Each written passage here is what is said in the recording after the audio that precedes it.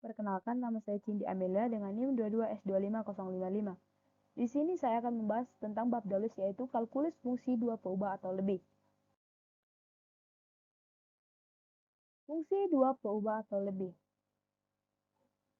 Setelah mempelajari fungsi peubah, baik bernilai saklar maupun bernilai vektor, sekarang kita akan mempelajari fungsi dua atau lebih peubah yang bernilai saklar.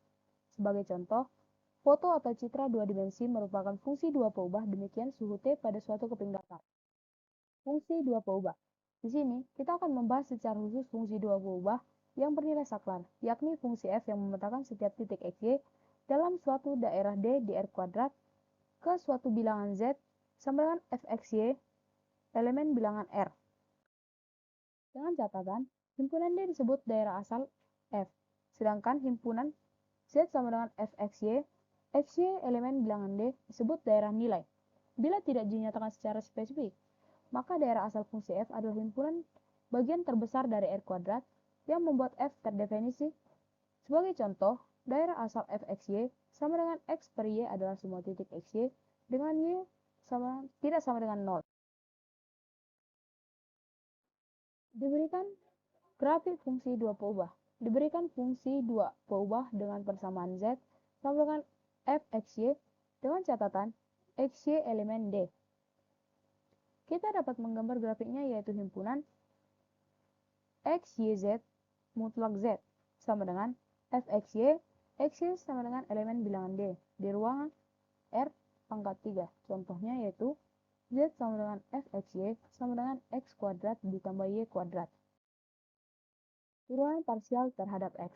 Jika y konstan, katakanlah y sama dengan y0, maka z sama dengan fxy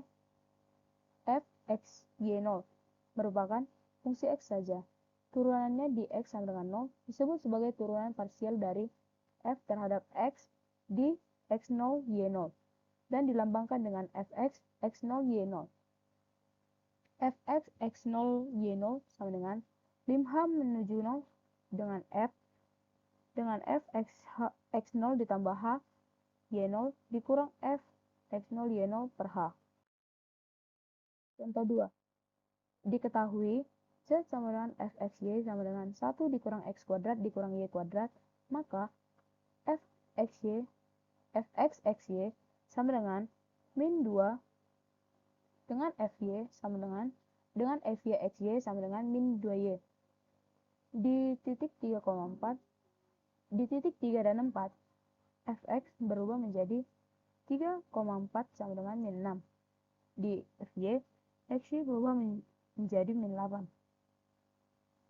Jika nilai f turun lebih cepat, jadi nilai f turun lebih cepat dalam arah sejajar sumbu y daripada dalam arah sejajar sumbu x. Turunan parsial kedua. Turunan parsial kedua suatu fungsi dua peubah dapat diperoleh dari turunan parsial pertamanya, karena ada dua turunan parsial pertama, fx dan fy, dan masing-masing mempunyai dua turunan parsial. Maka kita akan mendapatkan 4 turunan parsial kedua, yaitu fxx sama dengan fx dikali x, fxy sama dengan fx dikali y, fyx sama dengan fy dikali x, fyy sama dengan fy dikali y. Contoh 3. Diketahui z sama dengan fxy sama dengan 1 dikurang x kuadrat dikurang y kuadrat, maka turunan parsial pertamanya adalah fx xy sama dengan min 2x dan fy xy sama dengan min 2y. Turunan parsial keduanya adalah fxx xy sama dengan min 2, fxy xy sama dengan 0, fyx xy sama dengan 0, fyy xy sama dengan min 2. Dengan catatan, fxy dan fyx disebut sebagai turunan campuran secara fxy tidak sama dengan fyx. Tambahan. Fungsi harmonik. Fungsi z sama dengan fxy disebut sebagai fungsi harmonik bila memenuhi persamaan Laplace fxx ditambah fyy sama dengan 0. Contohnya, fxy sama dengan x pangkat 3y dikurang xy pangkat 3. Apakah fungsi fx Apakah fungsi f(x, y) sama dengan ln x kuadrat ditambah y kuadrat adalah fungsi harmonik?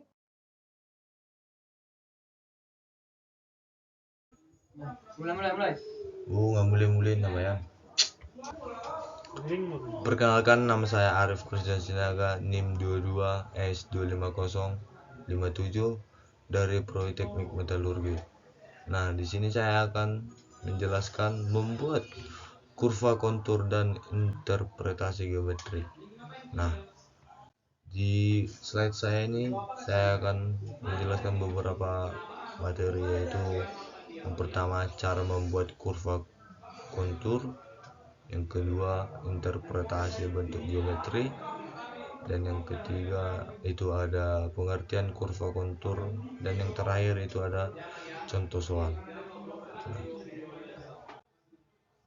Apa itu kurva kontur? Kurva kontur adalah garis yang menghubungkan titik-titik dengan elevasi yang sama pada peta topografi. Di sini juga ada fungsi kurva kontur, yaitu yang pertama menunjukkan bentuk permukaan tanah, yang kedua mengetahui kemiringan lereng, yang ketiga menentukan arah aliran air, dan yang keempat yaitu membantu perencanaan konstruksi. Di sini juga ada karakteristik. Yang pertama itu tidak saling berpotongan. Yang kedua, kontur rapat sama dengan lereng curam. Yang ketiga, kontur renggang sama dengan lereng landai. Di sini juga ada tahapan pembuatan. Yang pertama itu mengambil data elevasi lapangan, dan yang kedua menentukan titik koordinat X, Y, dan Z. Yang ketiga membuat interpolasi elevasi. Yang keempat yaitu menghubungkan titik-titik dengan elevasi sama. Yang kelima memberi label kontur. Nah, di sini juga ada rumus interpolasi linear, yaitu Z sama dengan Z1 ditambah X dikurang X1 per X2 dikurang X1 dikali Z2 dikurang Z1. Keterangannya yaitu Z itu sama dengan elevasi titik interpolasi. Z1 atau Z2 itu elevasi yang diketahui.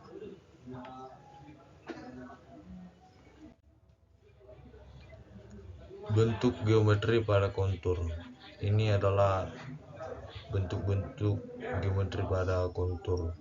Yang pertama itu ada di bukit, di lembah, di lereng, dan kemiringan lereng. Nah, yang pertama itu ada di bukit, yaitu yang pertama kontur melingkar, dan yang kedua elevasi naik ke tengah, dan yang ada di lembah yaitu bentuknya itu berbentuk V, dan yang kedua mengarah ke elevasi lebih tinggi. Lereng landai yaitu garis konturnya renggang. Kemiringan lereng itu ditandai dengan S sama dengan delta H per D dikali 100%. Nah, kita masuk kepada contoh soal, yaitu di sini diketahui titik A itu sama dengan 100 meter, titik B itu 140 meter, dan jarak antara A dan B yaitu 40 meter. Dan yang ditanya yaitu tentukan posisi kontur 120 meter dari titik A. Dan penyelesaiannya di sini menggunakan interpolasi, yaitu di mana X sama dengan 120, ini yang ditanyakan tadi posisi kontur 120 meternya, dan dikurangi titik A yaitu 100 meter per 140. 140 ini adalah titik B dan 100 ini adalah titik A dikali 40 yaitu jarak AB. Nah, di sini kita mendapatkan hasilnya yaitu X sama dengan 20/40 dikali 40. Di sini kita menyelesaikannya sama dengan 20 meter. Jadi jawabannya adalah kontur 120 meter berada 20 meter dari titik A. Sekian yang saya dapat sampaikan. Terima kasih. Halo semuanya, perkenalkan saya Eklesia Pangaribuan dengan NIM 58 dari Politeknik Metalurgi Angkatan 25. Jadi saya ingin menjelaskan apa sih itu turunan parsial dua variabel? Jadi, turunan parsial dua variabel adalah proses mencari laju peubah suatu fungsi yang memiliki dua peubah, misalnya x dan y, dengan cara menurunkan fungsi tersebut terhadap salah satu variabel saja. Sementara variabel lainnya dianggap sebagai konstanta tetap. Oke, di sini ada definisinya, yaitu jika f adalah fungsi dua peubah, turunan parsial pertama dari fungsi tersebut terhadap variabel x dan y adalah fungsi yang didefinisikan sebagai berikut. Yaitu di sini ada turunan parsial f pada titik x dan y sama dengan limit saat h mendekati 0 dari fx tambah hy dikurang fxy dibagi dengan h.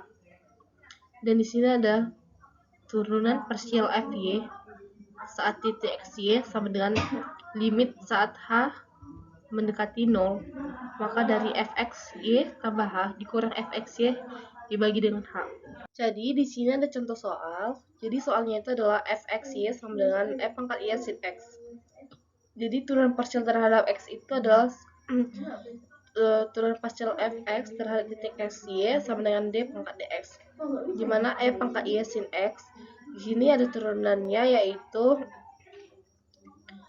fx terhadap titik xy sama dengan e pangkat y cos x. Dan turunan parsial terhadap y yaitu turunan parsial fx terhadap titik xy sama dengan d pangkat d per dy dibagi e pangkat y sin x, di mana turunan tersebut yaitu turunan parsial fy terhadap titik xy sama dengan e pangkat y sin x. Jadi di sini ada turunan parsial dua variabel lebih tinggi.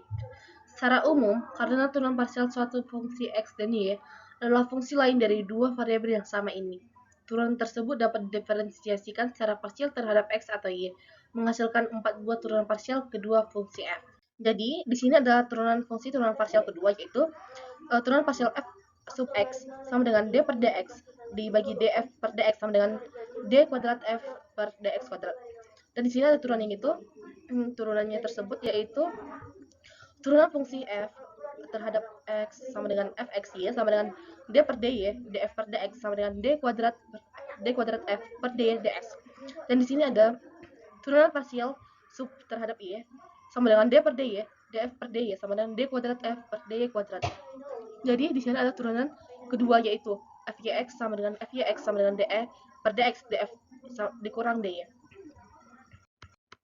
Jadi di sini ada contoh soalnya, di mana soalnya itu adalah fx-nya sama dengan 2x kuadrat y pangkat 3 dikurang s pangkat 3 y pangkat 5, di mana turunan parsial pertama terhadap x dan y yaitu fx dikurang d per dx dikali 2x kuadrat y pangkat 3 dikurang x pangkat 3 y pangkat 5, di mana turunan pertamanya itu yaitu adalah 4x y pangkat 3 dikurang 3x kuadrat y pangkat 5, di mana turunan pertama terhadap turunan parsial fy itu sama dengan d per dy dikali 2x kuadrat y pangkat 3 dikurang x pangkat 3 y pangkat 5, dan mendapatkan hasil turunan pertama yaitu 6x kuadrat y kuadrat dikurang 5x pangkat 3 y pangkat 4. Dan turunan parsial kedua terhadap x dan y tersebut adalah turunan parsial f terhadap x sama dengan d per dx dikali 4x y pangkat 3 dikurang 3x kuadrat y pangkat 5, dan mendapatkan hasil turunan kedua yaitu